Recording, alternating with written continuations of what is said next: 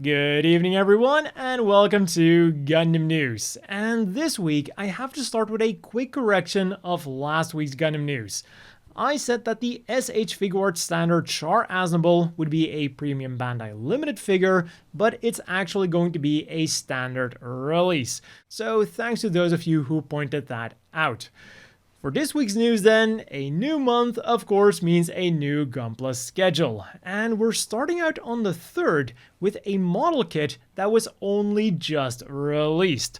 The high-grade Tsugai's elgoog for 2,420 yen, 17 US.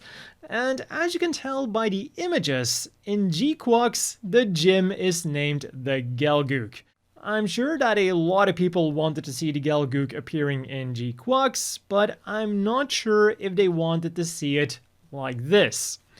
But anyways, Tsugai's unit has been slightly modified from the standard elgoog with a more catchy Gym 2S color scheme and a grappling hook that shoots out of her hand to pull off her special maneuvers. Other accessories include a beam saber with a clear beam saber blade effect part and 2 beam spray guns that can be stored on the back skirt when not in use. And announced alongside Tsugai's elgoog was the high-grade Bokata's elgoog, an almost identical kit that is releasing in June. The colors are different and it doesn't look like it's coming with the grappling hook, but the other accessories are the same and even the price is the same, at 2,420 yen, 17 US. But back to our Gunpla schedule, because also releasing on the 3rd is the Action Base 7 clear color version with G-Quux sticker set for 1,540 yen, 11 US. It comes with 2 Action Base 7s, 2 sets of connectors to connect to a variety of model kits, and stickers of Machu, Nyan, Shuji, and Char. On the 10th then, you can get the Zakupla-kun Deluxe set with runner version recreation parts for 1,100 yen, 8 US.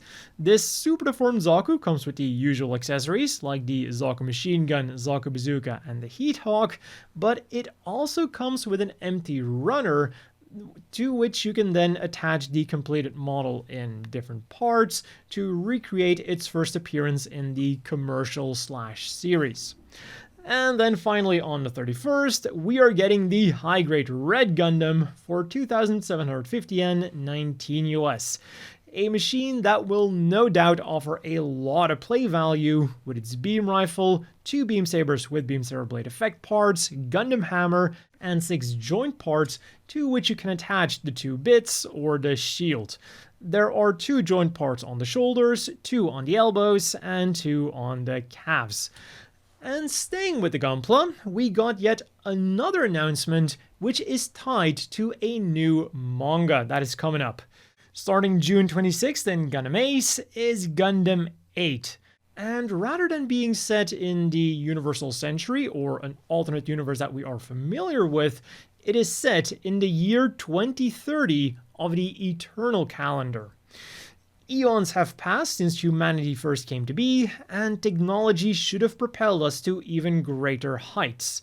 But instead, some kind of unnamed apocalypse happened, leaving only 258 people left on Earth. 258 people and 1 Gundam, being the Zilius.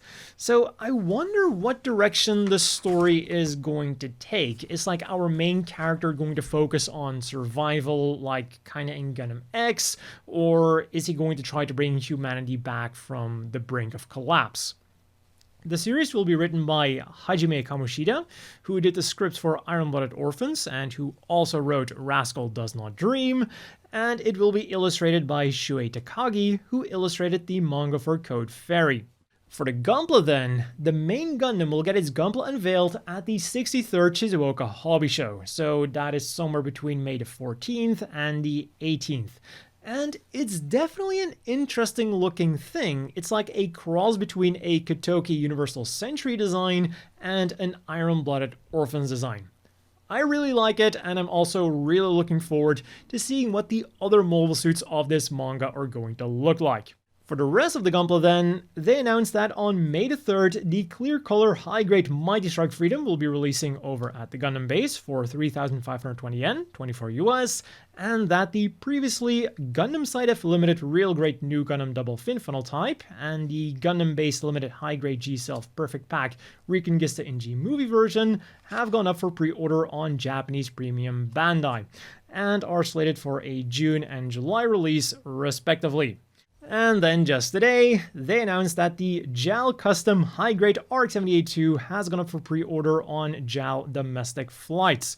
It can be ordered through the in-flight Wi-Fi and will then be sent out beginning August, although they do also warn that it might take as long as late December for the things to ship out. So, essentially they are shipping out somewhere between the beginning of August and the end of December. That is a very wide shipping window. But also, for being a remold of the high-grade RX-78-2 that was sold at the Dubai Expo, it is quite expensive at 3,900 yen, which is 27 US. And that is 3 times as expensive as the high-grade Revive RX-78-2 that these kits are based on. And the only differences between the Dubai Expo and, by extension, the JAL version and the Revive RX-78-2 are that some armor parts have been upgraded for better color separation and that the accessories have been slightly changed, like the Hyper Bazooka is no longer included and it now comes with more hands.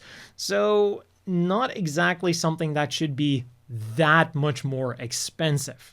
Meanwhile, on the figure front then, the most impressive thing this week was no doubt the Metal Build Hyper Mega Launcher option set, which is of course for the Metal Build Zeta Gundam that was released this week. And unfortunately, while the Metal Build Zeta Gundam was a standard release, the option set is Premium Bandai Limited. For 9,900 yen, 69 US, it can be yours in October, and it literally just consists of the Hyper Mega Launcher. But it does come with some really cool features. Rather than having a barrel that just slides out, it now has a bunch of things that extend and open up. It has an extra handle so you can hold it in different and new poses, and you can put the beam saber blade into the barrel, so quite the weapon indeed. And also releasing in October is the latest Gundam Universe Renewal line. It consists of 3 figures that were already part of the Gundam Universe line, but they have now been significantly upgraded. Because not only do they come with more accessories, but they're now also using the new Universal Reaction Inner Frame, which gives them much better articulation, and even their armor has been overhauled to give them like a much sleeker appearance, and that is definitely one of the things that I've critiqued the Gundam Universe figures for in the past. Their proportions, let's say, weren't always the best. But yeah, that means that these renewals are pretty much completely new, with the only downside being that they're now a bit more expensive at 4,400 yen a piece, which is 31 US.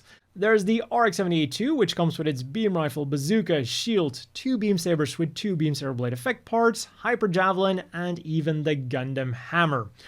Then there's the Burning Gundam, also known as the God Gundam, which comes with its 2 beam swords, an open chest piece, and hands for the Sekiha Tenkyoken and God Finger, or Burning Finger if you prefer. And the yellow parts have now been painted gold for an even more striking appearance. And finally then, the Barbs comes with its trusty mace, longsword, and 300mm smoothbore cannon. The proportions do still feel a bit chonky for being the Barbs, but the face is definitely a huge improvement over the old Gundam Universe figure. And just like with the God Gundam / Burning Gundam, the yellow parts have now been painted gold. Around August then, we're getting the Mobile Suit Ensemble Hatsune Miku color version. Pre-orders have gone up on Bandai's Gachapon online service for 800 yen a pull, 6 US, but these will also become available in physical Gachapon machines across Japan. You can get a Miku-colored RX-78-2, which comes with a shield, beam rifle, and 2 open hands, a clear Miku-colored RX-78-2, which does not come with the 2 open hands, but instead comes with a bazooka and a beam saber, a Miku colored Zaku 2, which comes with a Zaku machine gun and 2 closed hands, or a clear Miku colored Zaku 2, which comes with a Heat Hawk, Zaku bazooka, and 2 Sturmfausts instead of the fists. And you can then store all of these items in these new Gundam and Sazabi themed 17-liter toolboxes. They go for 7,480 yen a piece, 52 US, are slated for a June release, and come complete with a partition plate and an inner tray. Unfortunately, they do seem to be limited to Japanese premium Bandai. Meanwhile, on the gaming front then, the biggest news was of course the collaboration with Overwatch. But since the leak of last week turned out to be completely true, there's not that much left to say about it. There's a new trailer out, and it's getting some significant backlash, with of course a lot of people mentioning Gundam Evolution. I might not have played it a lot, but the gun tank emote will forever have a place in my heart, and also in my room. As for the trailer itself, I could appreciate the references to the anime, but the animation itself wasn't really doing it for me. The 2D animation didn't mesh all that great with the 3D animation, but if you want to check it out for yourself, I will have the full trailer linked down below. On the gacha front then, the global version of UC Engage is celebrating its 1.5th anniversary with a login bonus of 6,000 diamonds, special achievements, and a super limited unit assembly of the UR Amuro Ray and his UR New Gundam with double fin funnels. And there is also a clan battle event going on. But more exciting news definitely came from SD Gundam G Generation Eternal with the introduction of Gundam Seed Recollection. It is a brand new Gundam Seed story that takes place in between Gundam Seed and Gundam Seed Destiny, and it even uses new animation and new mobile suit variations. Plus, we've also got a Gundam Seed Astray event with event-exclusive machines and a new unit assembly for the UR Strike Freedom X and Kira Yamato, the Justice Gundam X and Athranzala, and the Eternal and Lacus Klein. So, some very interesting and enticing things indeed. And then in the PlayStation version of Gundam Battle Operation 2, the prototype Psycho Gundam has joined the frame, while on Steam the RF Zagok has become available. In other news then, Silver Phantom has been selected for the VR category at the Annecy International Animation Film Festival. The Tokyo Night and Light event has begun, and we now have an image of what the real deal looks like.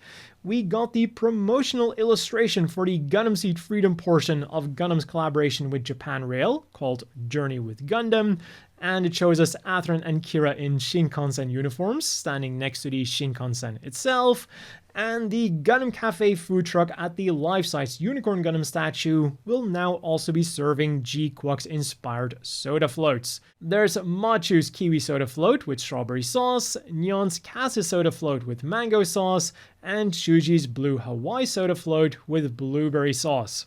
As for things you could get this week then, first up on the 25th, Gundam launched a collaboration with Onkyo for Gundam-themed in-ear monitors. And I was today years old when I learned what an in-ear monitor is. There's 5 different types available, ranging from like $1,000 to $2,000, and in some physical stores, they even offer the option of having a mold made from your ear, which is then used to custom make the in-ear monitor for your ears. Unfortunately, I'm pretty sure you have to live in Japan to make use of this service. But if you do, you can have them styled after the Gundam, Gun Cannon, Gun Tank, Char Zaku 2, Regular Zaku 2, Char Zagok, Char Elgoog, Dom, Goov, Gyan, Big Zam, or Zeong. And then for an additional 6,600 yen, 46 US, you can also get a big acrylic ear monitor stand. And if that day just wasn't expensive enough, you might want to get ready for the 26th, because on that day, we got quite some expensive figures. Starting with the metal build Zeta Gundam that went for 44,000 yen, 305 US. And as is to be expected from a metal build, it comes with quite some nice features, including features that are limited to this figure. We've got die-cast parts for the joints, calf thrusters that can open up, and a more complex beam rifle. A beam blade can be attached to both the barrel and the butt of the rifle, and for Wave Rider mode, a hatch now opens up to attach it to the tail fin, and the barrel itself also becomes shorter. Other accessories then are 2 beam sabers with beam saber blade effect parts, a shield, opening hatches on the arms to reveal the grenade launchers, 2 grenade packs, an action base to put it on, and a transformable and non-transformable V-fin, which is a very good inclusion for such a fragile part. Less expensive then is the Robot Spirit's Galbaldy Beta version anime, which goes for only 11,000 yen, 76 US. And it comes with a beam rifle, shield with missile launcher, 2 beam sabers with a standard beam saber blade effect part and a slashing beam saber blade effect part, and 3 parts for the head-mounted signal flare launcher. There's a closed part and 2 open parts to reveal the signal flare launcher itself, but the picture is too small to make out if those 2 open parts are the same or if there's like a small difference between them. The promotional images also show it with a bunch of other effect parts, but those are sold separately. Which is not a problem at all with the Robot Spirit Skygrasper and Effect Part Set version anime. It goes for 7,150 yen, 50 US, and as the name indicates, it really does come with a lot of effect parts. There's 2 more standard thruster effect parts, a big effect part that like signifies acceleration, a bonus effect part for firing the Agni, lightning from when a beam blade hits something, a beam effect part, an action base, and then of course the Skygrasper itself, which you can have either with or without its landing gear, and it also comes with extra parts to attach the striker packs to it. And what I find funny is that they call the ability to mount the Noir Striker on it a Robot Spirit's original feature. Like, I'm pretty sure the X-model Skygrasper can also mount the high-grade Noir Striker. But anyways, the final figures that were released that day were the new BlockCross figures for 1,870 yen each, 13 US. The available mobile suits are the RX-78-2, Mighty Strike Freedom, Infinite Justice Type 2, and the Musha Gundam, and each figure comes with the titular block frame, 2 additional blocks for that block frame, and a sticker sheet. And the idea behind those additional blocks is so that you can make the block frame longer in certain areas, like for example, longer legs or longer arms, if that is your thing. What has me questioning this feature though is that 1, all of the armor is designed around the standard block frame, and 2, they don't actually show us what using these extra blocks will look like, leaving me to believe that it won't look all that great because otherwise they would have had it in their promotional images. And unfortunately, I also wasn't able to find any reviews of people using those extra blocks as of yet. So moving on to the 28th, when you could do some face care with these Gundam Seed Freedom themed face masks. They go for 660 yen each, 5 US, and you can choose between Kira, featuring the Mighty Strike Freedom, or Atheron, featuring the Zagok Freedom version. And also on that day, you could gacha for these Narabundesu Mobile Suit Gundam Next Future Pavilion figures. For 400 yen a spin, 3 US, you can get either the RX-78 F00/E Gundam, a green closed haro, a green opened haro, a pink closed haro, or a pink open haro. And despite being Gundam Next Future Pavilion themed, this gachapon is available all across Japan. In late April then, you could get a Gundam-themed umbrella for 6,930 yen, 48 US, featuring the shield of either the RX-78-2, Char Zaku 2, the standard Zaku 2, or the beam shield of the Strike Freedom. And rather than being the usual round umbrella, it's more of an oval shape, which is probably great for also keeping your backpack dry. Or for 770 yen 5 US, you can get a local limited acrylic keychain. These feature an illustration of a mobile suit next to a landmark of certain touristy areas, and they are also only sold in the souvenir shops of that local area. The first wave consists of Asakusa, Mount Fuji, Osaka, Kyoto, and Okinawa, and more are seemingly planned in the future. For this week's reading material then, there was the 17th issue of Gundam Forward, featuring a lot of Gundam Seed Destiny kits, the June issue of Shonen Sunday Special, in which Gundam Aggressor is being serialized, the June issue of Gundam Ace, featuring a B3 poster of the OG Gundam novels by Haruhiko Mikimoto, and the return of the Vanity's Heart manga. We also got a really cool art book called The Art of Battle Koichi Ohata Robot Chronicle, and it features a lot of really cool art done by Koichi Ohata, who is a mech designer who worked on series like MD Geist, Borgman, Zeta Gundam, and Char's Counterattack. Then the 14th volume of Moon Gundam was released physically, and the 24th chapter of the Battle Tales of Flanagan Boone was released for free online and is linked down below. For the apparel news then, Bancore kicked things off on the 25th with pre-orders for these Gundam-themed handy fans. They go for 4,400 yen each, 31 US. The available designs are Federation, Zeon, and Pomeranian, and their handiness stems from two major features. The fan is jointed, allowing you to use it as both a handheld fan and a small desktop fan, and thanks to the carabiner clip and included lanyard, you can also hang it from your neck. And on the same day, you could also pre-order some acrylic stands. For 1,650 yen, 11 US, there is the G-Quux logo in black or clear, and for 1,980 yen, 14 US, there is the Gundam Wing mini acrylic stand set, which includes 144 scale acrylic stands of Hito, Duo, Troa, Catra, Wufei, Relina, and Zex, which is of course perfect for displaying alongside your high grades or real grades. On the 28th then, you could get a whole bunch of Gundam Seed Freedom tapestries, featuring the main characters in either their standard clothing or their pilot suits. There's Kira, Lacus, Athran, Kigali, Shin, Lunamaria, Agnes, Mayrin, Izak, and the Yarka. And then finally on the 30th, you could pre-order some more Pomeranian-themed things. There's a cap for 4,070 yen, 28 US, a pouch for 1,650 yen, 11 US, a cushion for 2,750 yen, 19 US, a cushion keychain for 1,100 yen, 8 US, an acrylic stand for 1,320 yen, 9 US, an eco bag for 3,080 yen, 21 US, or a business bag for 7,480 yen, 52 US. And all of these Bancore items are slated for a June release. Meanwhile, from Strig G then, on the 26th, you could get quite a few things from their physical stores. For 6,600 yen, 46 US, you could get these new era 950 caps in either Federation Navy, Xeon Black, or Shaw Red.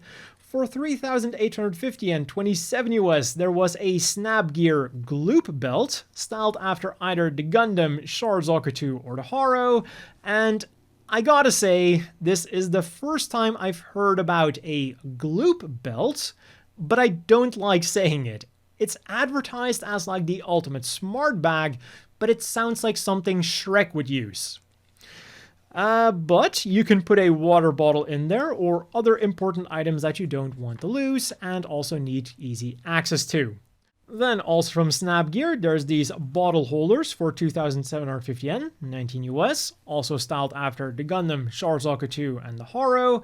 And to celebrate the opening of the Gundam Next Future Pavilion, you could get some acrylic stands for 1,760 yen, 12 US, acrylic keychains for 1,430 yen, 10 US, rubber coasters for 1,320 yen, 9 US, a towel for 3,300 yen, 23 US, a t-shirt for 6,600 yen, 46 US, and pins for 1,100 yen, 8 US. And finally, hitting Strig G stores on May the 31st is some more G-Quux and Pomeranian themed things. There's a G-Quux sports towel for 3,300 yen, 23 US, a G-Quux super cool towel for 1,980 yen, 14 US, and a Pomeranian t-shirt for 5,500 yen, 38 US. And the super cool in the name of the super cool towel is referring to the fact that it's designed to cool you off and not that it's a cool looking towel. Although it does look pretty damn cool. And that has been all for this week's Gundam News. As always, a big thank you to the Patreon supporters. I hope everyone watching has a great evening, and I'll see you all next week with more Gundam News.